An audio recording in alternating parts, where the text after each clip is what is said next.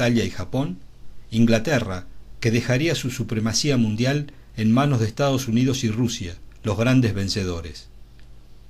Estos se reunirían primero en Yalta y luego en Potsdam para repartirse el mundo y delinear sus nuevas zonas de influencia. De acuerdo a este nuevo esquema de dominación, la Argentina, de colonia inglesa, pasaría a ser una colonia norteamericana.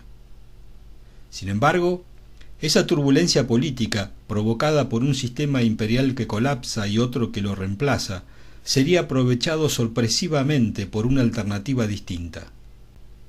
Un grupo de militares, animados por esa circunstancia histórica, a la que se sumaban las muertes del presidente Ortiz y el general Agustín P. Justo, deciden tomar el poder. Llegué a Buenos Aires, estaba en plena alteración, diremos así, de las formas institucionales, había un poco de caos, estaba en el gobierno del doctor Castillo y ya se hablaba de elecciones para un futuro cercano. Esas elecciones, indudablemente ya, como se hacían las cosas en aquellos tiempos, estaban un poco amañadas, ya sonaba para candidato de reemplazo el doctor Robustiano Patrón Costas. Tomé contacto nuevamente con algunos oficiales, sin ninguna otra intención que la profesional, hasta que un día se me presentaron allí un grupo de coroneles y me dijeron: esto no puede ser, aquí se va a hacer un fraude electoral y nosotros hemos escuchado todo lo que usted nos ha dicho sobre las cuestiones sociales y políticas de Europa y sus ideas fundamentales sobre estos problemas, y no hemos perdido nuestro tiempo. Nosotros hemos organizado ya más o menos en el ejército la posibilidad de contar con el apoyo de jefes y oficiales del ejército para tomar el gobierno, dar un golpe de Estado e impedir estas elecciones que ya se preparan con un marcado fraude. Bueno, yo le dije: cuidado, yo creo que tenemos que andar continuo y despacio, porque eso de tomar el gobierno hay que pensarlo dos veces, porque tomar el gobierno para fracasar después en el gobierno, mejor no tomarlo. En consecuencia, le dije yo: bueno, me dijeron ellos, usted nos ha hablado de una revolución que cree que es indispensable en el tiempo que estamos viviendo, y nosotros querríamos que usted fuera el orientador de esa revolución, y nosotros tomaríamos el gobierno solamente para hacer un gobierno administrativo para que el país no sufra, y usted se encargaría de realizar, digamos así, cuanto nos ha dicho sobre la revolución social que usted piensa que debe realizarse en el país para ganar tiempo y colocarnos en una posición que el futuro marcará indefectiblemente. Muy bien, le dije yo: ustedes me perdonan que yo tome mis recaudos, denme 15 días de tiempo y entonces sí aceptaré la misión que ustedes me están asignando. En fin, cuando me di cuenta de que esto tenía ambiente, que era una cosa posible, llamé a los coroneles y le dije: bueno, yo pienso que es posible esto. Muy bien, dijeron, nosotros vamos a tomar el gobierno y usted se va a encargar de preparar y realizar la revolución de que nos ha hablado. Es decir, pasaba en ese momento a ser el ideólogo, diremos así, de la revolución justicialista y realmente el realizador. Claro, yo les pedí que no me diesen a mí ningún cargo en el gobierno ni a ninguna de esas cosas, porque yo tenía que trabajar, ¿no? Esto no era una cuestión tan simple. Una revolución necesita una preparación humana y una preparación técnica que no se pueden improvisar, porque deben ser a base de una realización. Así se produce la revolución del 4 de junio. Esa revolución, en realidad, de verdad, es el punto de partida, es el golpe de Estado que nos posibilitaba a nosotros preparar desde el gobierno la revolución. Aspecto que es muy importante considerar, porque la preparación de una revolución desde la oposición es muy diferente a realizar una revolución desde el gobierno. Ello nos permitió iniciar la preparación humana.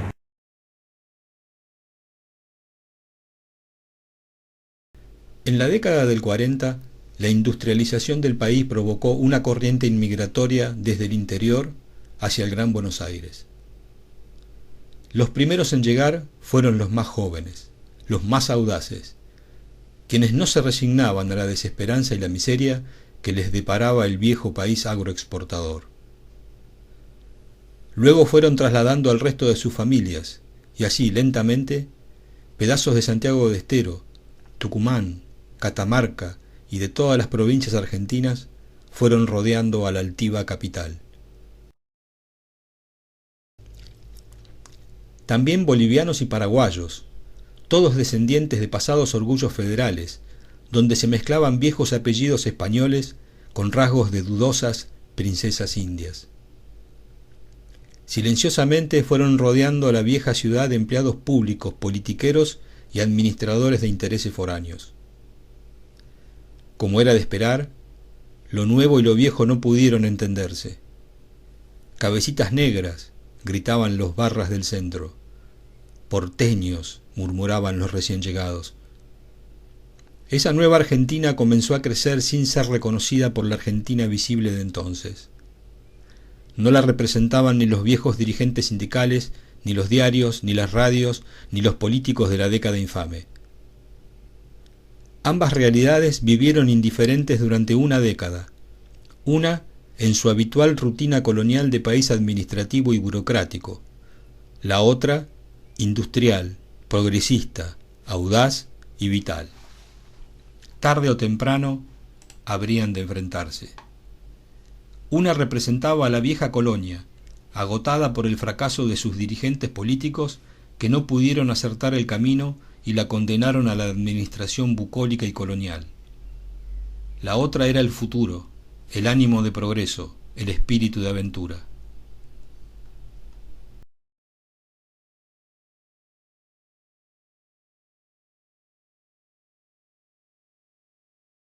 Las revoluciones las realiza un ideólogo y realizador y 100.000 predicadores. Esa era la preparación humana que nosotros debíamos realizar desde trabajo y previsión. Fue así que llegamos al trabajo y previsión y comenzamos a trabajar en eso. Hablábamos a la gente a medida que iba llegando, especialmente a la clase trabajadora, que indudablemente nos veía a nosotros con cierta desconfianza.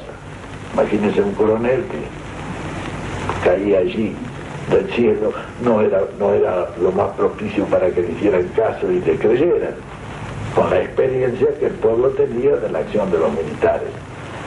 Bien, nosotros fuimos persuadiendo a la gente, hicimos un trabajo de preparación humana de la revolución, hasta el momento en que yo, ya hecha la prédica, formado los 100.000 predicadores que necesitábamos, que se extendieron por todo el país y comenzaron la predicación, yo llamé a los dirigentes encargados de esta prédica y a los jefes de los grupos de predicadores y les dije, bueno, llevamos 6 meses de trabajo en esto, creo que ha dado resultado, pues yo lo noto un poco en la calle, ya el acercamiento de la gente, etc.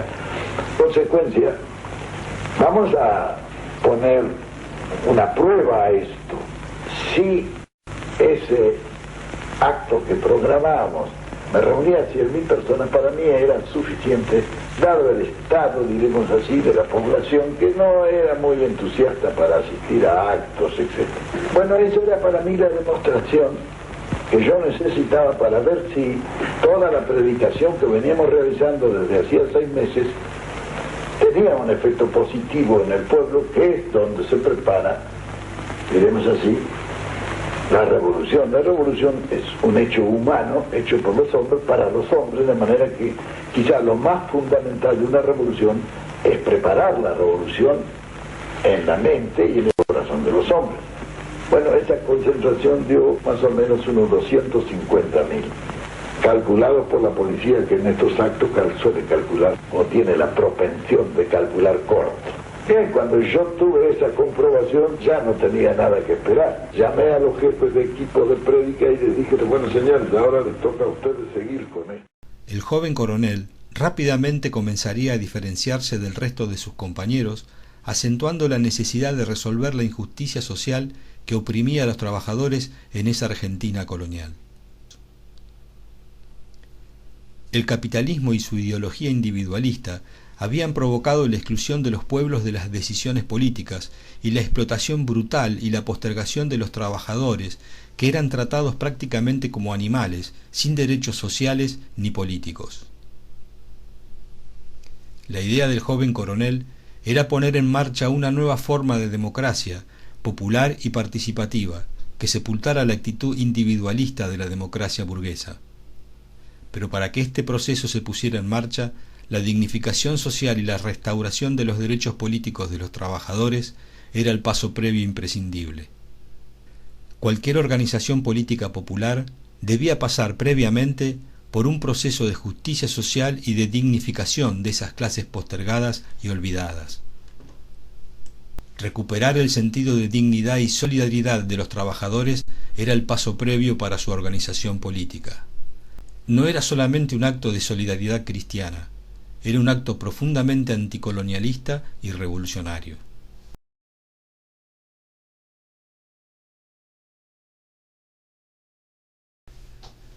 Los militares que acompañaban al coronel Perón estaban unidos por una especie de nacionalismo sin pueblo, caracterizado por un desprecio hacia la caduca dirigencia política de la década infame.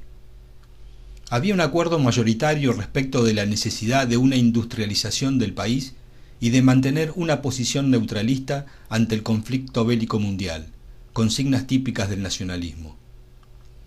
En este aspecto también se compartía la necesidad de una planificación de la actividad económica del Estado. Luego de un comienzo accidentado que provocó la inmediata renuncia del recién asumido general Rawson, el general Ramírez asumiría la presidencia de la nación.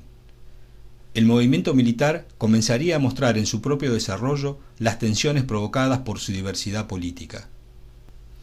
Algunos sectores eran más proliberales, otros de características más proclives a un nacionalismo no popular de derecha, pero en general la mayoría se mantenía firme con el proyecto inicial del grupo, que tenía como eje el trabajo incansable del coronel Perón.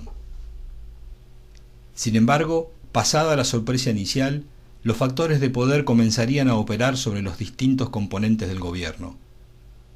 Estos intereses generarían tensiones que provocarían la caída del presidente Ramírez, desplazado por el general Farrell, y el afianzamiento del poder del coronel Perón, quien se desempeñaba inicialmente como secretario de Guerra y pasaría a ocupar la Secretaría de Trabajo y Previsión, sumando luego el Ministerio de Guerra y finalmente la Vicepresidencia de la Nación.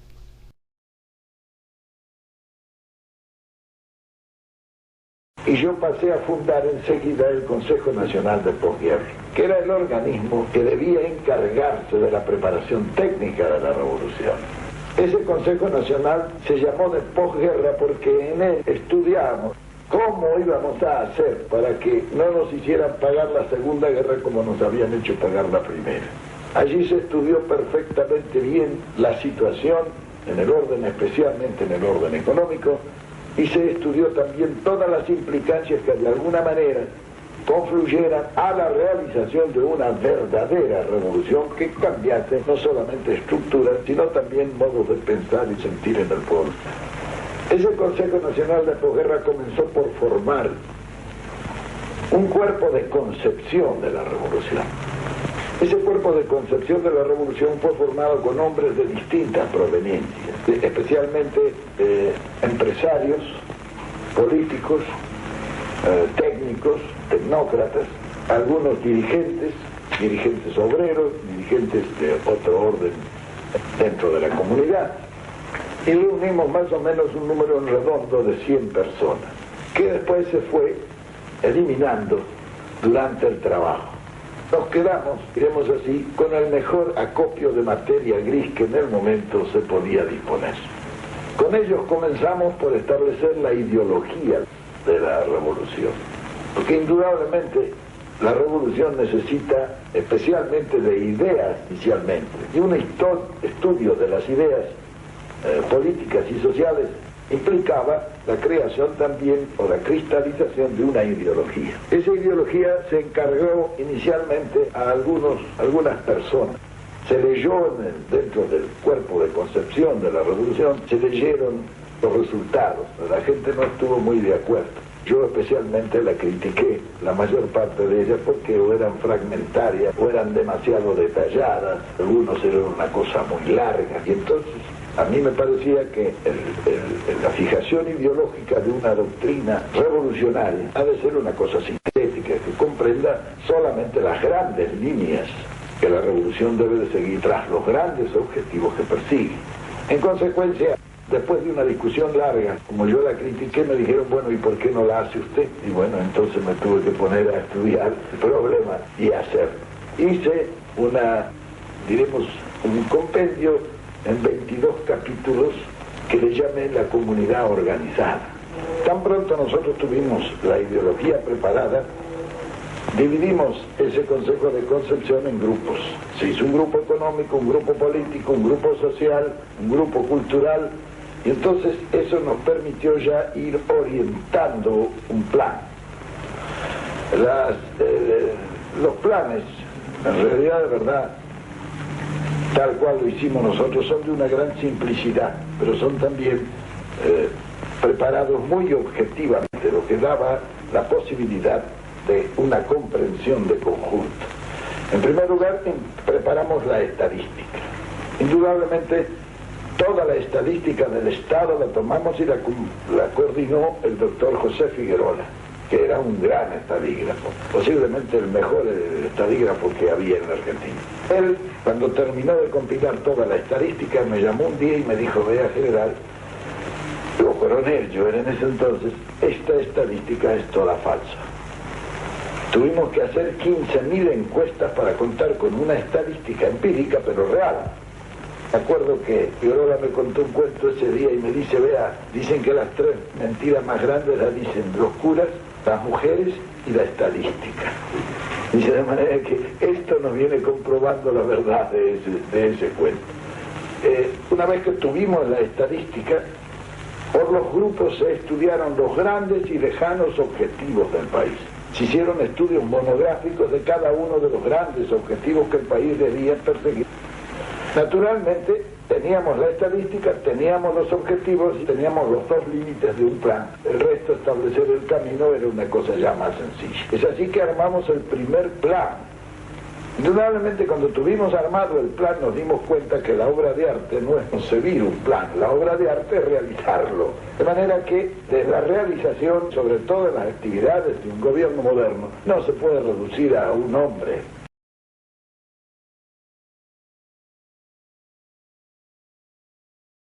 Lo que él empieza a tener son dirigentes, ¿viste cómo te puedo decir? Por ejemplo, el objetivo de Perón siempre fue poner en marcha, organizar la comunidad para que elija su destino. Es el hombre nuevo que él ve. Una forma de participación distinta donde la gente empieza a diseñar cuál es la comunidad que quiere vivir. Perón lo pone en un plano de creación al individuo. Entonces ese nuevo hombre, digamos, hay que organizarlo, entonces habla de la comunidad organizada y es una democracia, digamos, popular que debería poner en marcha un proceso de autodeterminación política. Ahora bien, este es el objetivo estratégico de él, pero sus dirigentes no entendían esto. Entonces, ¿por qué lo seguían? Y bueno, lo seguían porque en realidad comprendían, porque claro, el peronismo al surgir, digamos, desde el gobierno, ya está en el poder, entonces avanza transformando. Y ese proceso de transformación tiene características muy especiales. Por ejemplo, el tipo nacionaliza las empresas que eran inglesas. Había un monopolio inglés que manejaba la Argentina. La Argentina era una colonia, él empieza a nacionalizar. Entonces, todo un grupo enorme de dirigentes, por ejemplo, nacionalistas. Sí, sí, lo ven muy bien. Lo ven muy bien. Natural. Entonces, lo siguen. Claro. Ahora bien, ellos ven esa parte del nacionalismo.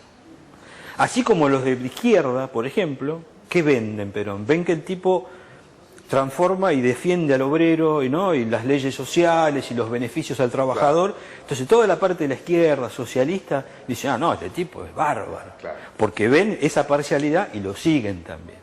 Ahora, este comprender a Perón parcialmente ayuda porque lo empiezan a seguir, obviamente. Pero ¿qué pasa? Como no lo comprenden en lo estratégico, en lo que Perón quiere, digamos, construir finalmente, apenas haya un problema, Y se va a poner en juego. Porque acá, cuando vos, en política, cuando vos entendés lo estratégico, Claro. tenés una mística, tenés una fuerza, porque en la política la fuerza del militante viene de su mística, y la mística te la da cuando vos comprendés lo que estás... Avanzás en la medida que entendés el espíritu de la cuestión y no tanto los intereses coyunturales que están armando la situación. La política social a favor de los trabajadores, desplegada por el coronel Perón desde la Secretaría de Trabajo y Previsión, despertaría la reacción de las fuerzas del viejo país, que comenzarían a polarizarse en un arco opositor que pronto encontraría un protagonista ideal. El 9 de mayo de 1945 llegaría a Buenos Aires el nuevo embajador norteamericano Sprully Braden, quien traía consigo la certeza de que la providencia lo había designado para derrocar al tándem nazi-fascista Farrell-Perón. Returned to Washington is American Ambassador Braden, outspoken opponent of Argentina's military dictatorship, now named Assistant Secretary of State. Of Argentina's populace, Braden says, I would hope that the American people understand that the Argentinos are genuinely democratic and sincerely our friends. Me dijeron que no se puede llamar elecciones y jugarnos en una elección que podemos perder la suerte de todo el trabajo que hemos realizado en estos 2 años que llevamos en el gobierno y todo el trabajo que ustedes han realizado en la preparación de la revolución. Había algunos que eran partidarios de hacer un cambio de gobierno y ponerme a mí en el gobierno y terminar el gobierno provisional sin elecciones. Bien, yo no estuve de acuerdo con eso. Pero la reflexión mía era muy simple, decirle simplemente, señores, nosotros hemos dicho al pueblo argentino qué es lo que queremos realizar. Se ve que nuestra idea se comparte en gran medida. La Unión Democrática que está frente a nosotros le ha dicho también qué es lo que quieren ellos. Lo justo es que el pueblo decida si quiere que se haga lo que nosotros decimos o lo que dice la Unión Democrática. En consecuencia, lo que hay que hacer es llamar elecciones. Si el pueblo nos elige a nosotros, tendremos el mandato explícito del pueblo para realizarlo, entonces nadie nos podrá detener en la revolución. Un gobierno dictatorial creado por nosotros no tendrá la fuerza de opinión necesaria como para tener el gobierno y detrás del gobierno el poder, que solamente lo da el pueblo, porque tiene que ser un gobierno fuerte. Y el gobierno fuerte no es sino aquel que proviene del pueblo. El gobierno militar es un gobierno de fuerza, no es un gobierno fuerte, es un gobierno de fuerza. El gobierno fuerte, el único gobierno fuerte es el que emerge del pueblo, que trae el mandato de todo el país. Muy bien, no nos pudimos poner de acuerdo. Las dudas incipientes empezaban a profundizarse hasta transformarse en la primer crisis dirigencial del naciente peronismo. Crisis que a partir de ahí se producirían cíclicamente. Al no entender el sentido profundo de la revolución justicialista que recién comenzaba, no entendían para qué necesitaba el coronel Perón reafirmar y profundizar su poder político. Ellos comprendían la revolución básicamente en las transformaciones económicas y sociales que se estaban produciendo. Para Perón, sin embargo, estas eran solamente reformas en función de poner en marcha la verdadera revolución que significaba la organización política de la comunidad para que definiera su propio destino. La dignificación social y la independencia económica estaban concebidas solamente para acompañar el futuro proceso de autodeterminación popular. Esa era la razón por la cual el coronel quería consolidar su poder político en una elección nacional, riesgo que sus compañeros no querían afrontar. Bueno, al final nos disgustamos. Ya yo le dije un día, quizá injustamente, le dije, lo que ustedes quieren es ponerme a mí ahí para manejarme ustedes. Y digo, yo no, y yo para eso no sirvo. Entonces se enojaron. Yo me enojé también y dije, bueno señores, ahí tienen los planes, está toda la preparación de la revolución hecha. Si ustedes quieren realizarla, ustedes realízanla. Renuncié a todos los cargos que tenía y me fui a una isla del Tigre de un amigo para desprenderme de eso. Tomé mi valija, que todas mis cosas que tenía, yo seguía estudiando allí nomás. Luego de su renuncia a todos sus cargos en el gobierno, el coronel organizó un acto frente a la Secretaría de Trabajo y Previsión para despedirse de sus trabajadores. Su discurso sería transmitido por cadena nacional. Sus enemigos reaccionaron con furia ante lo que consideraron una provocación y exigieron su encarcelamiento. Ante la acción dubitativa de los propios compañeros de Perón, el coronel sería detenido y enviado a la isla Martín García en manos de la Marina, sus más acérrimos enemigos. Cuando yo me fui, indudablemente toda esa enorme preparación humana comenzó a mover del piso el gobierno, porque no era un asunto tan simple. Entonces dijeron que yo estaba preparando una revolución al gobierno de Farrell, o un golpe de Estado, y decidieron detenerme. Así fue que fue el jefe de policía, el coronel Mittelbach, fue hasta la isla donde yo estaba, me tomaron preso y me trasladaron a Martín García. Lo que más me molestó fue precisamente que para hacerlo me entregaran a la Marina. Todo había terminado.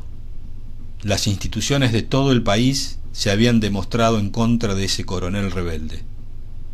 Sus propios compañeros del ejército lo habían abandonado y hasta los dirigentes sindicales le habían dado la espalda. Los gremialistas se habían reunido en asamblea para decidir qué medidas realizar y convocaron un paro de actividades para el 18 de octubre para defender las conquistas sociales y sin nombrar a Perón. Sus más fieles colaboradores habían sido encarcelados también. Evita deambulaba desesperada, tratando de gestionar sin éxito un habeas corpus a favor de su compañero. La denuncia de un taxista que la trasladaba le valió la cobarde agresión de un grupo de estudiantes universitarios. Luego de eso, su amiga Pierina Dialesi la refugió en su casa. Parecía el fin de una llamarada rebelde. La Argentina decente había finalmente triunfado sobre las locas aspiraciones de justicia de ese joven coronel y sus trabajadores. La colonia volvería a la normalidad.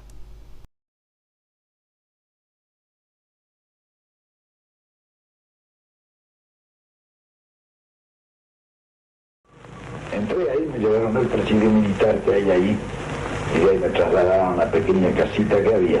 Y empezaron a desfilar todos de la isla para decirme lo mismo, porque estaban todos conmigo. El correo vino y me dijo del correo, dice lo que quiera decir allá, y cualquier cosa que necesite, en fin. Y comencé a percibir que nuestra acción había sido muy eficaz, sobre todo en las esferas populares.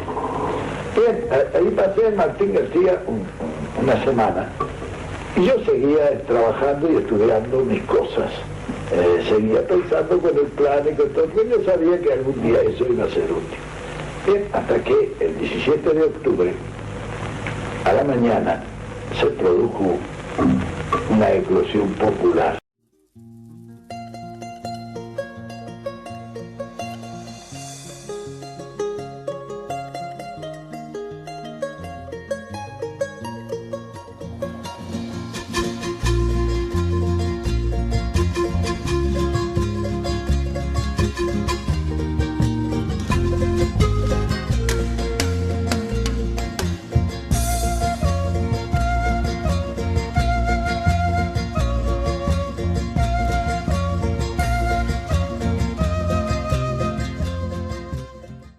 Más allá de las dirigencias, el coronel encontraría en los humildes, en los trabajadores, en los que piensan con el corazón, la base de su fuerza.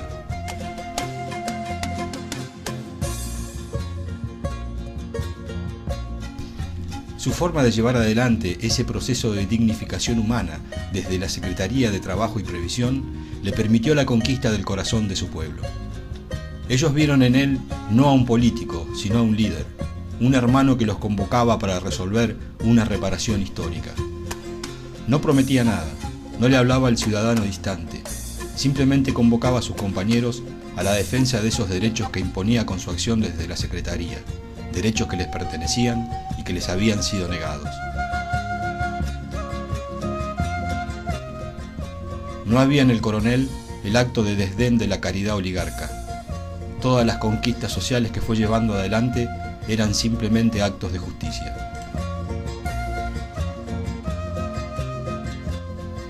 Esta posibilidad permitió llegar masivamente a miles de trabajadores, para poner en marcha un proceso de dignificación social que modificó para siempre el destino de la Argentina.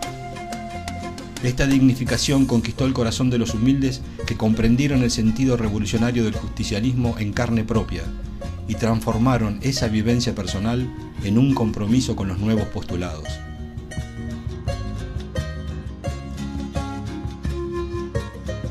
Esa dignificación social permitió que todo un pueblo, fundamentalmente los obreros, se transformaran en una vanguardia popular, masiva y revolucionaria. Evita la llamó la vanguardia descamisada.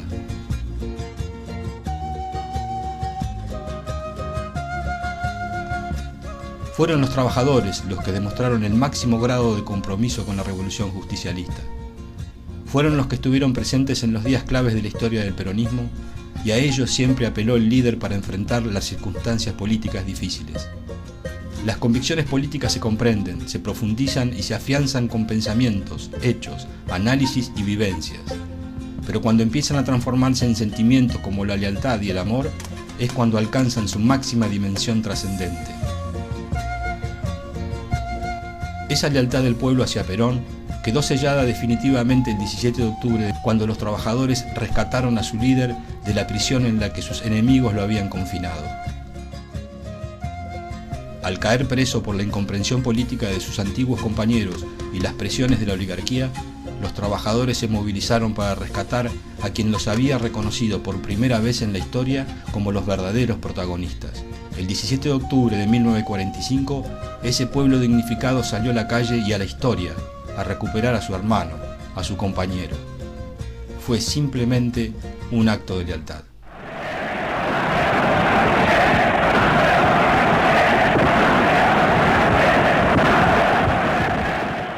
Muy bien, me vinieron a buscar al hospital militar y me llevaron a la casa del gobierno. En la casa del gobierno me encontré con el general Farrell, sus ministros, todos los generales, y me acuerdo que el general Farrell me dijo, bueno, pero dígame una cosa, ¿y qué es lo que cree usted que hay que hacer? Le dije, pero mi general, llama a las elecciones, ¿qué están esperando ustedes para llamar a elecciones? Yo creo que ya el gobierno provisional ha cumplido perfectamente con su misión, se ha preparado ya toda una acción futura y se le ha enterado al pueblo qué es lo que nosotros queremos hacer. Sabe también qué es lo que quiere hacer la Unión Democrática, entonces que se llama los otros.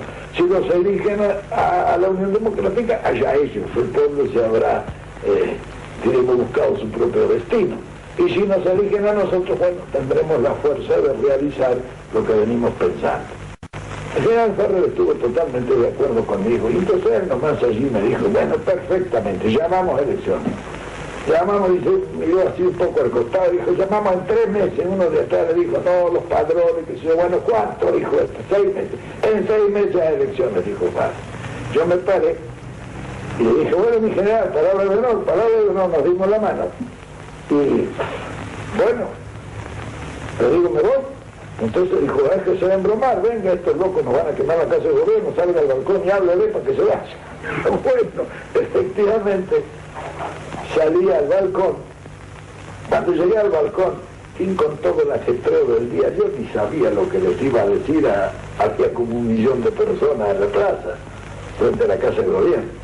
Entonces, les pedí que cantaran el himno, ¿sabes? Para armonizar un poco el discurso, para pensar lo que les iba a decir. Mientras iba cantando, yo armé mi discurso. El himno argentino es bastante largo, me dio suficiente tiempo como para armar el discurso. Y entonces les hablé.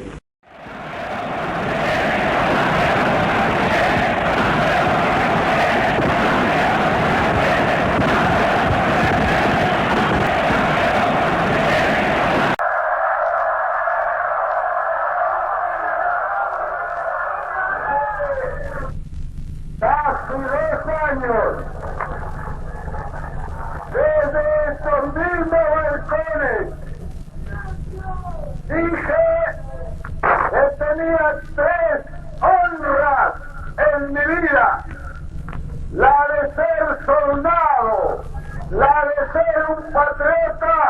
iba a ser el primer trabajador argentino.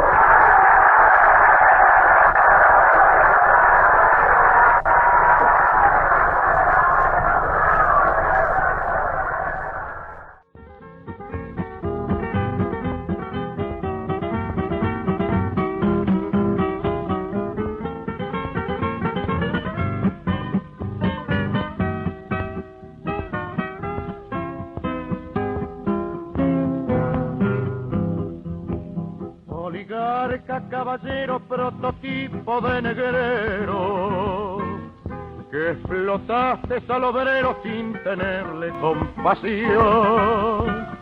Ha sonado la campana anunciando el nuevo día para el pueblo que veía en Perón su salvación. Oligarca caballero que fumás cigarro habano, que viviste en la abundancia porque sos explotador, que jamás supo tu mano ni de pico ni de pala, para vos de entrañas malas solo queda la prisión.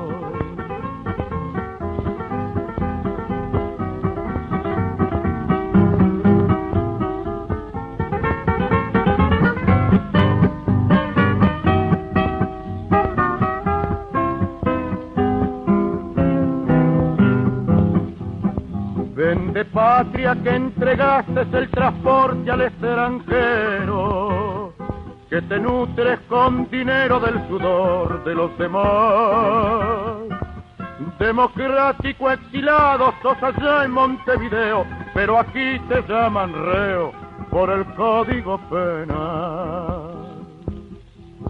La Argentina tiene un líder, un patriota esclarecido, que gobierna para el pueblo y se llama Juan Perón, que por ser hombre derecho con los hechos ha respondido al llamado de la patria para el bien de la nación.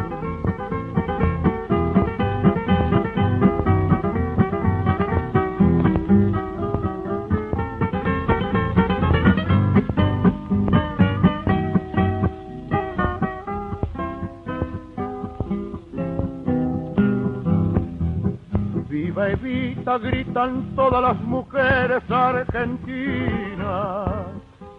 Viva Evita eternamente, nuestra jefa espiritual, que en la obra más humana, más cristiana, más divina, ha luchado junto al líder por justicia y libertad.